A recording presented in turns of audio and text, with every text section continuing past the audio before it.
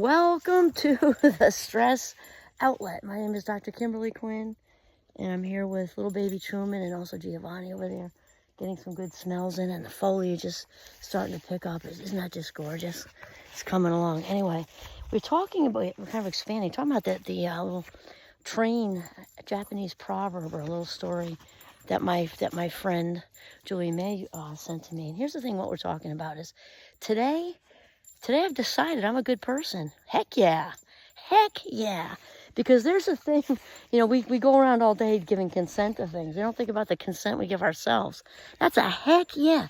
I've decided today I'm a good person. I'm a really good person. In fact, I'm going to go one step further. And I really, really like myself.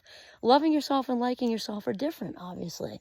So self-love is first, and the liking is also important. The relationship we have with ourselves is really, next to the divine, is the most important. And those are intertwined anyway, so it's kind of right there. You know what I mean?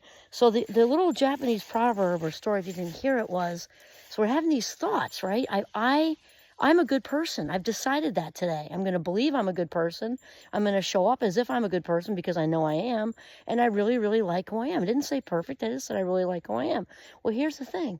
It can be very easy to get derailed, as I think we all know, out in the world, to get derailed with our thoughts and go down this rabbit hole of, shame and self-hatred, or even if it's not as severe, just dislike of ourselves. It's so easy. So it's kind of like the train thing we talked about in the other reel, a couple reels ago, is kind of like we're in this good place, believing in ourselves, believing we're a good person, believing that we're likable and lovable and all the things, and that we've got everything good, landing in our laps.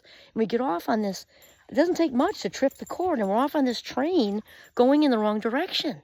So the part of that little Japanese proverb was, when you go in a train in the wrong direction, get off as soon as you can, because otherwise the return trip is that much longer and way more expensive. So think of that in like mental currency, our valuable life minutes. When we allow ourselves to go down this rabbit hole of self-pity, self-shame, guilt, regret, all the negative stuff. Because the longer we stay on that train going forward on this day that we decided that, yeah, we are a really good person. I'm a really good person and I really like myself.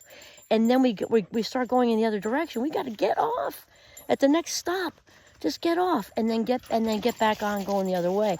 Reel yourself in, because our thoughts are like clouds in the sky, just floating around. We don't need to lock in on that old news from yesterday, 10 years ago, 20 years ago, whatever, pulling us down. Have a great day.